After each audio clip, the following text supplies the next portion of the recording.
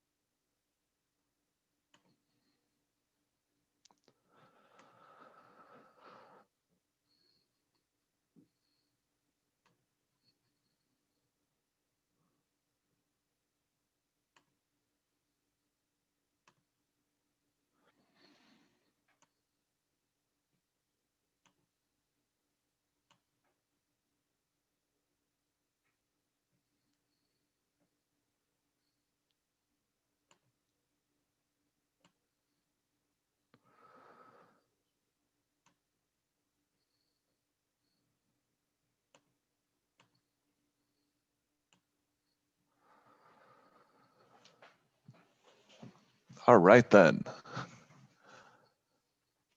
With quorum established by the power vested in me by the Assembly of the Graduate Student Government, I call to order the October 2020 meeting of the 40th Assembly of Graduate Student Government.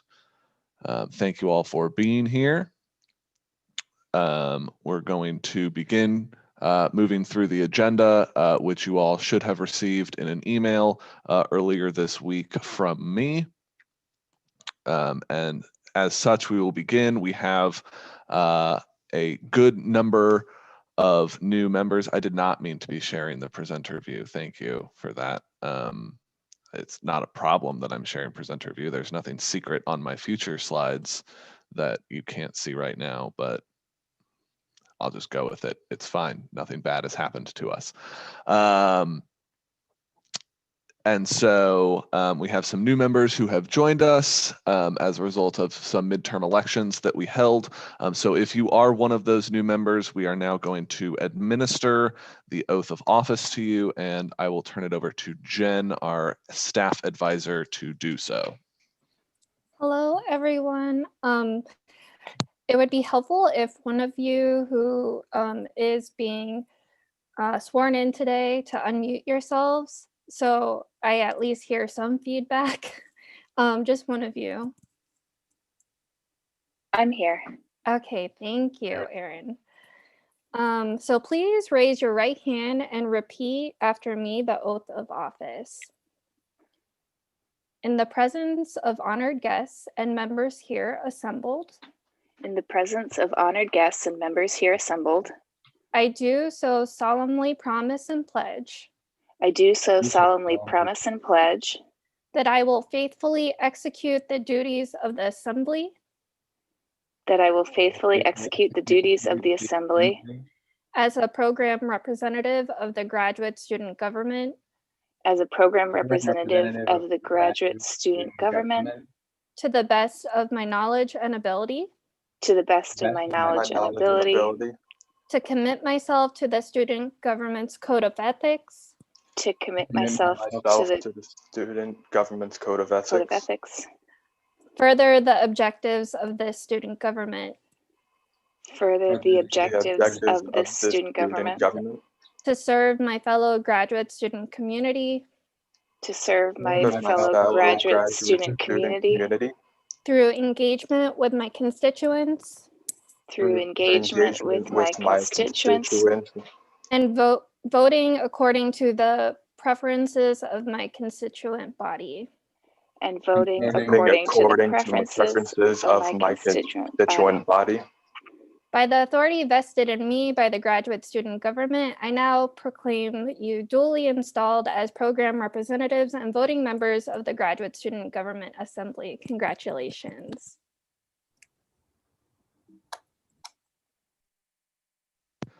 All right, great, and welcome to all of our brand new representatives. Of course, if at any time you have any questions about what is happening during this assembly meeting, do feel free to ask, and I or the appropriate person will be happy to help you. Next on our agenda is one of our guests today, Simone Warwick Bell from the Graduate School Academic Counselor. Would like to introduce herself, share some thoughts about what her role is in helping us advocate for graduate students. Sure. Hi. I'm Simone Warwick Bell. My pronouns are she, her, and hers. I am the new graduate academic counselor. I'm new to the graduate school, but I'm not new to UMD. So I've been here for about 6 years. I started in this role in February of this year, and then the pandemic happened. Yay. But I just wanted to introduce myself and kind of go over some services that I am offering right now within the graduate school.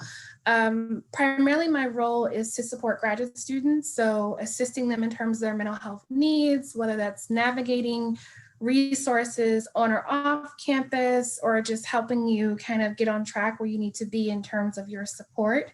I do offer programming every month. It's called the Graduate Student Circle Sessions. Our October session was on work-life balance. The session we have upcoming will be in November. I believe it's November 12th. It is time management. The sessions are really geared towards resources, addressing questions and concerns of graduate students and supporting them. Some potential topics we have for the spring semester will include responding to microaggressions as a graduate instructor. So for graduate students who are TAs and sometimes experience microaggressions or racism from students, how do you respond and how do you do that in a way that feels safe for you and not uncomfortable, harmful to yourself or the student or your position. I'm also here to help with navigating if you have a question about a leave of absence or any of the graduate student policies that are there to support students. So time away from duty, things like that. Because the position is new, if you have any interests or areas where you feel like we really need support around this, I'm happy to take that on to see whatever I can do to help that initiative. We are trying to do as much as we can in terms of building support for graduate students. A lot of the program that I'm offering right now, it really is based on the surveys and the feedback that I've received from graduate students who have attended the Graduate Student Circle sessions. If there's something that you feel like, we really want to hear a session about this, I'm happy to create that and collaborate with those people who would be interested in that. My background, I didn't say that first, but I wanted to go back to that. My background is in counseling psychology. So I have my master's in counseling psych, and I'm a licensed clinical professional counselor with the state of Maryland. So that's a little bit about my background and some of what I do in my role. I'm happy to answer questions or collaborate or anything whatsoever today. But that's it. All right, great, thank you. Does anyone have any questions at the moment?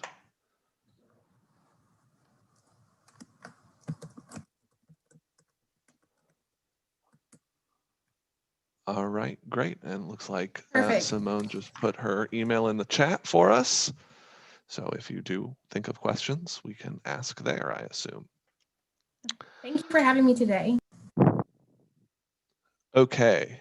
Our next item on the agenda is actually going to be, happen a little bit later. Our next guest can't join us until later in the program.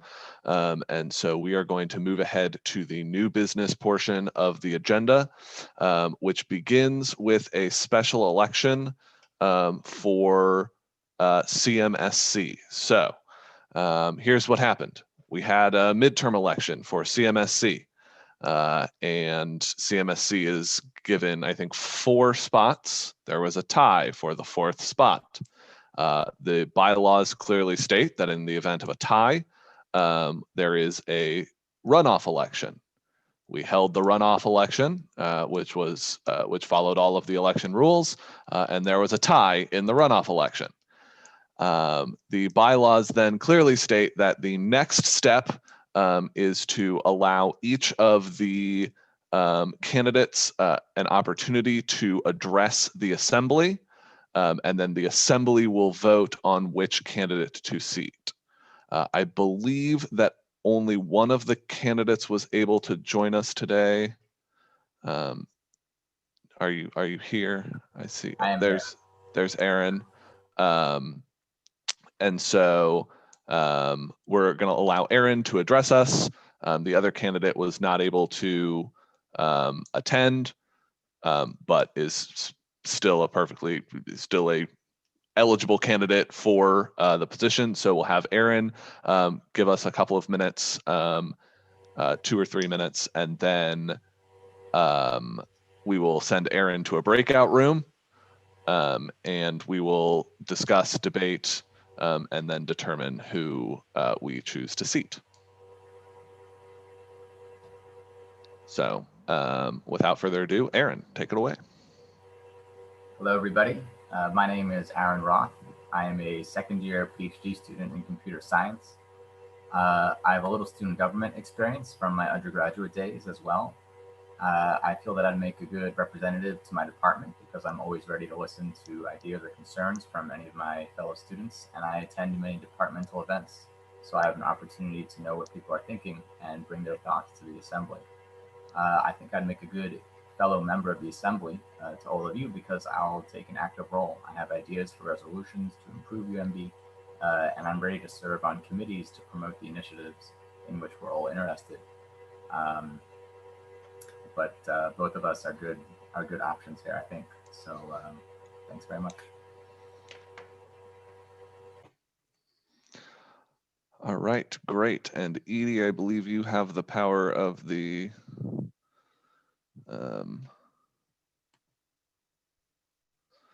breakout room. Yeah, 1 second.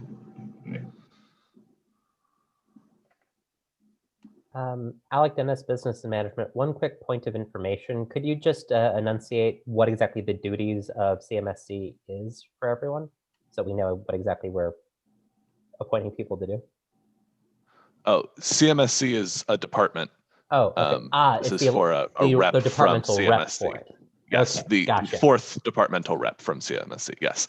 Okay, I was about to Great say, question, I'm not though. familiar with that committee, but okay. Great question, though.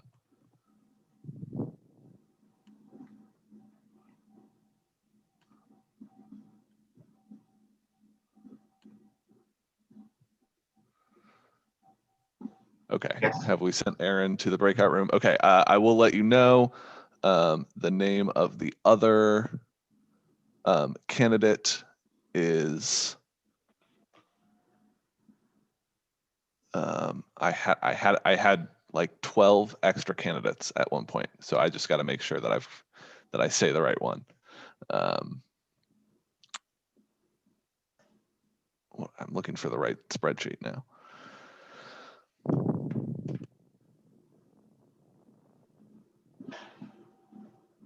Simon, there's a question in the chat. Was there ever a statement probably written by the other candidate?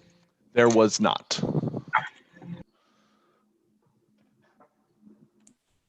Point of information, is this part supposed to be recorded and live streamed?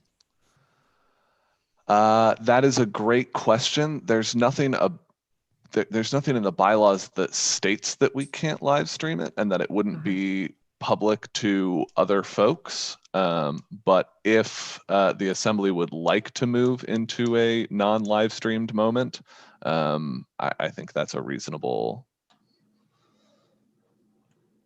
question.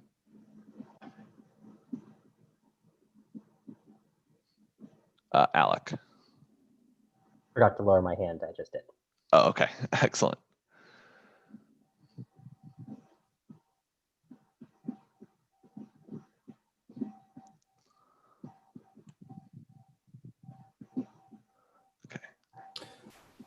And I know we're just sitting here waiting for me to find the right spreadsheet to confirm what I'm 95% sure is the name of the other candidate.